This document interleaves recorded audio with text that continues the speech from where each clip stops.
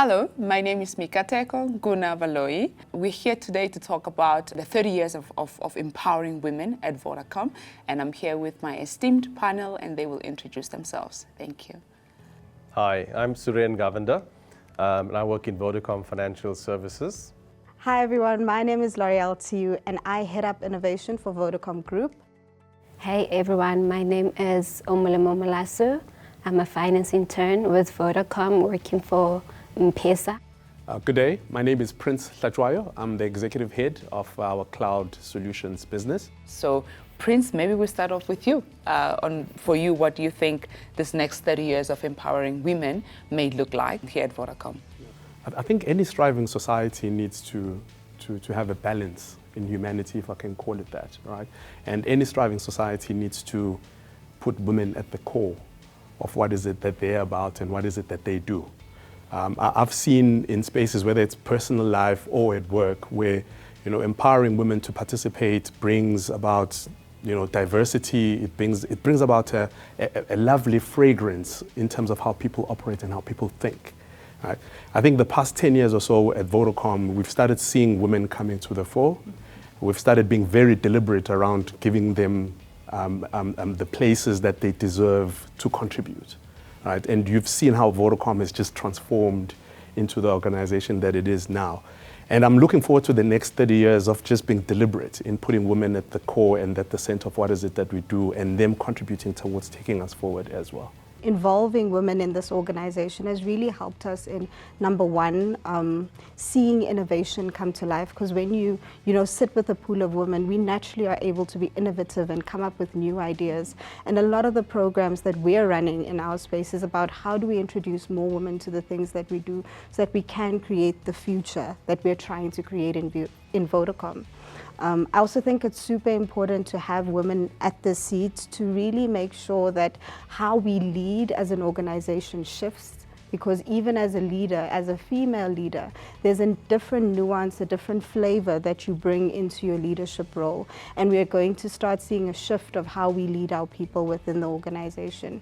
And then to your point where you spoke about diversity and how important it is that everyone gets a seat at the table. When women are naturally there, there's this intuition to make sure that there's representation across the organization for us. What the panelists have said about women bringing a specific nuance into the team, fragrance, I love that word. It is really a partnership. I need you to bring something, and I'm offering something from myself to the team.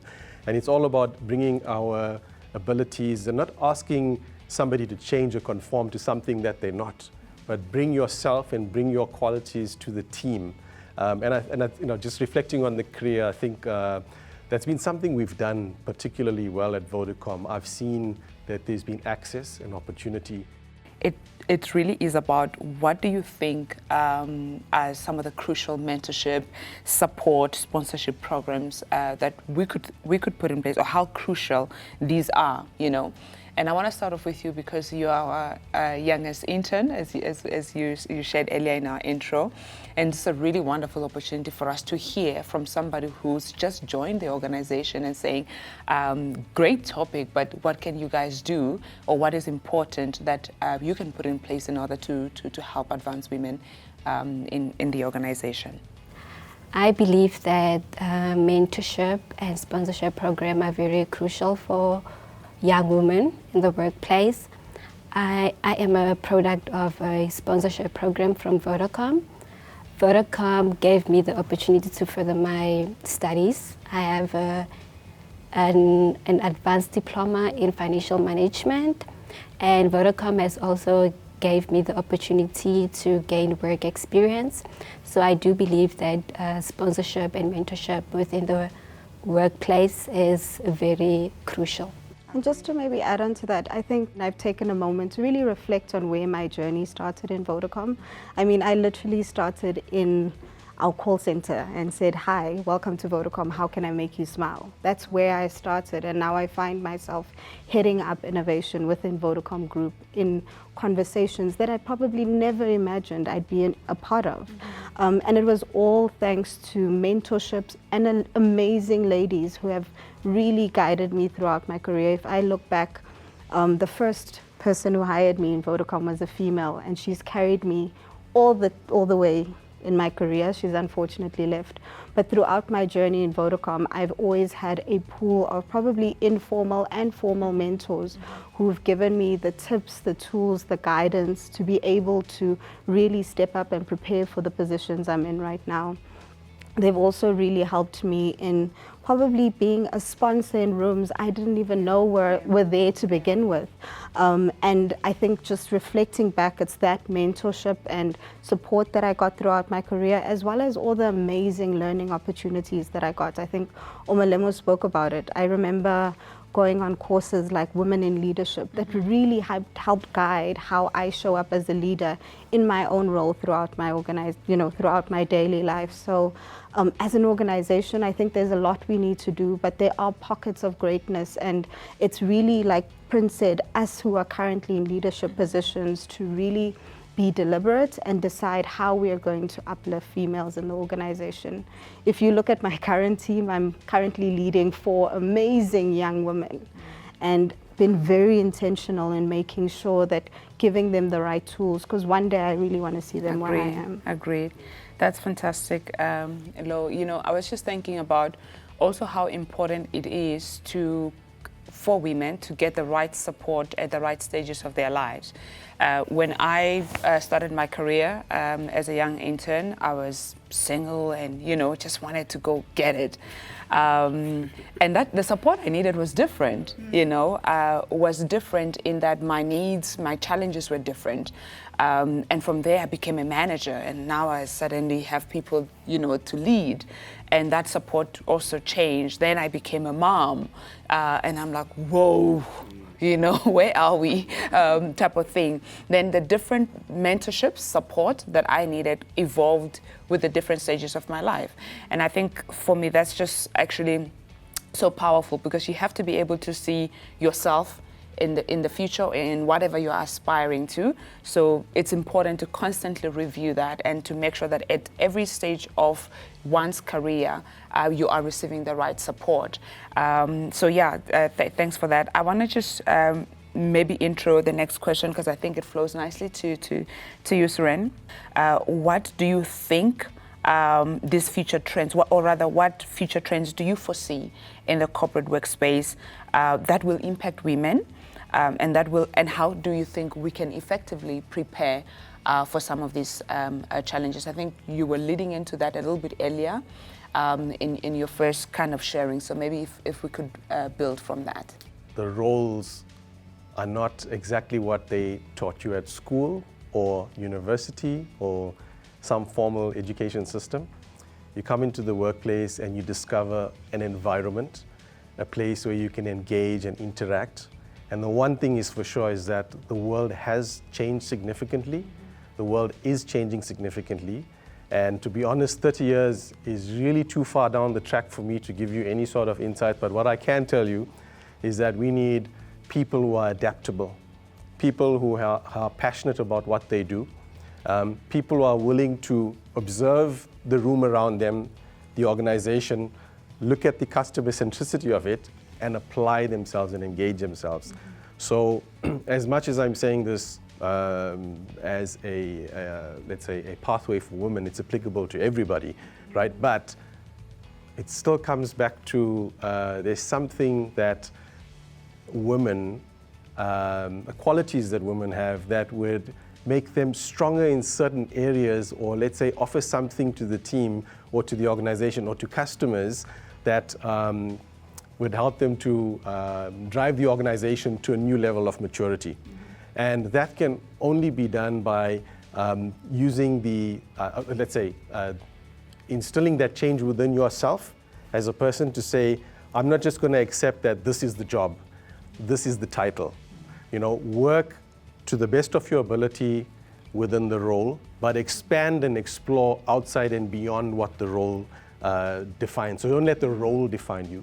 Don't even let the environment define you. Look for the challenges, look for the partnerships, look for the friendships, because we're human and we want to work together to come up with solutions. We want to address issues and resolve things together.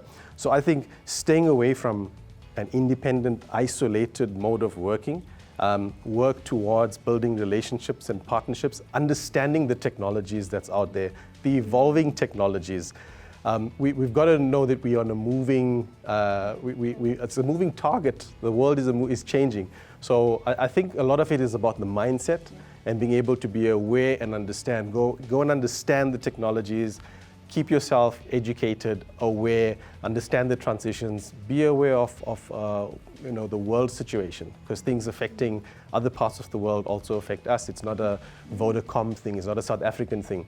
So I think being empowered in your mind as a woman and understand what your strengths are as a woman and how that can bring a new dimension to the team, a new thinking. We really want all sorts of angles. We really want everybody to put their Lego pieces on the table and see what can fit into where and how it can be repurposed. So for me, it's really the mindset, they're wanting to be adaptable, to change, to grow, a growth mindset, and be human and be people, work together, enjoy work. It's a lovely, I've been here 17 years and I'm enjoying it. I've worked with lots of different people. Let's work together and carve out the future for not just the women, but for all of us.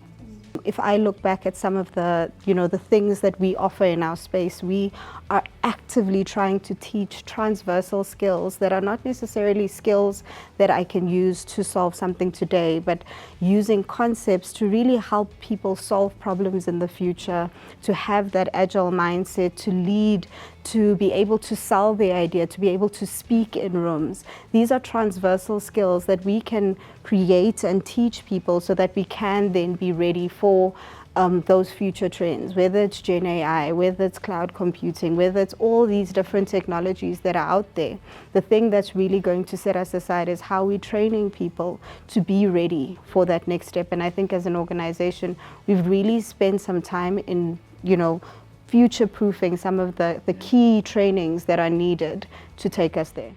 I believe that one of the future trends that I foresee is the AI.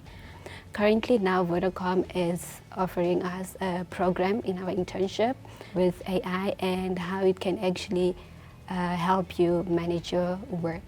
Thanks, Omolemo, for that build. The question I actually wanted to pass on to you was, what can be done to ensure that we have more young women pursuing careers in male-dominated fields? Okay, I believe that Vodacom has opened a space for women to become successful within the workplace, and I also believe that women do need mentorship. And I also believe that in the workplace we do need more women exact mentorship to actually mentor the young women so that they can feel empowered to be able to take those traditional field roles. Love it. Case in point, Bev and Ref, right? I don't know. 100%. Even myself. I mean, if you think of it, it was always that innovation needed to be led by an engineer, someone, typically a male engineer. And I even think of a couple of years ago when we took over our biggest program, which is the hackathon. We did some research into the stats, and it was probably around 90% males, 90% from technology who are partaking in these programs. And over the years, we've been very, very intentional in really trying to shift that demographic. We're starting to now see female-only teams participate in the hackathon. We are literally seeing that cross-functional teams are starting to form. So it's not necessarily you need to come from technology to be innovative, but I could come from HR, I can come from consumer. I probably have the solution. I probably know what the problems that are being faced by our customers, and I'll then be the right person to come up with those solutions and form this cross-functional team to make it come to life. Can I just add on to that? Having experience with working at school level through STEM courses and STEM projects, what I've realized is that there's two sides of it, right? Mm-hmm. It's in these sessions with the young people, girls in particular, when they come to the realization that there's certain aspirations and job roles they can pursue, they didn't need to be a man, they can be a woman and pursue it, was one of the most gratifying parts of doing these sessions and holding these courses, was for them to realize it. So on the one side, they need to believe it and see it and pursue it, right, from their side. On the other side, as an organization and as leaders, we need to make sure that the opportunities are there, that accessibility is there, that the doors are open through policies, through mindset changes, leadership changes, mentality changes. And I think when those two things come together, when you have the right person with the right drive, looking for those opportunities, we've got to be the ones that are able to make sure there's a door open, there's an opportunity available to give these young people a chance. But I really do think that we need to challenge society and the norms that have prevailed in decades before us. We're in a position where we can make that change through engaging with the schools and tertiary levels, and basically bridging that gap to the workplace and being the change inside the workplace to give those opportunities. Yeah, maybe I'm just thinking about a couple of stats actually around that in terms of some of the things that we do. Our program Code Like a Girl. I mean, that initiative is really powerful. It's expanded into the Africa print as of this year. And really it's just simple things that as an organization we've done from a purpose-driven perspective to say we know the challenges in society and these are some of the things that we are doing to create those platforms, as you've said. My little girl is 2 years and I'm just thinking and hoping that she doesn't have to live in a world where we still talk about male-dominated. I'm like, what is men? What is male-dominated? And it came through from you, Jens, as you spoke about how you see the world. For me, it's also really just understanding that abilities and potential in most cases have got nothing to do with gender, and that just needs to really penetrate as we see things. Do you want to build on that? I think on my side, I mean, we need to deliberately create. I know I might sound controversial here, but we create environments where. How do I put this? Failing is not a fear, right? And I know we get paid to make things work, but in order for innovation to thrive and in order for people to participate in spaces where they are probably not comfortable at first to go into, we need to create environments where I can fail fast and fall forward, so to speak, right? And that's why representation is so important. Yeah. So the more women see other women partaking, that first woman who takes that step, that's where we sort of build that momentum and start to see the change happening. 100%. Maybe just to round up, I do think that, culturally, how do we shape different mindsets? And that work is also not just the work of corporates, it's the work of families and other societal structures that we build around us. And it's really just understanding and building an environment where we just see the world a little bit differently. And like that, yes, So I think that's a challenge that I would put out to everybody. Just the training is not formal training in institutions and organizations. It's education in our homes. It's educations when we are sitting and having a chat, and just really to be people of action, regardless of whatever roles we occupy in society. So that would be how I would wrap it up. Thank you, everybody. Thanks for joining. Much appreciated. Thank you. Cool. Thank you.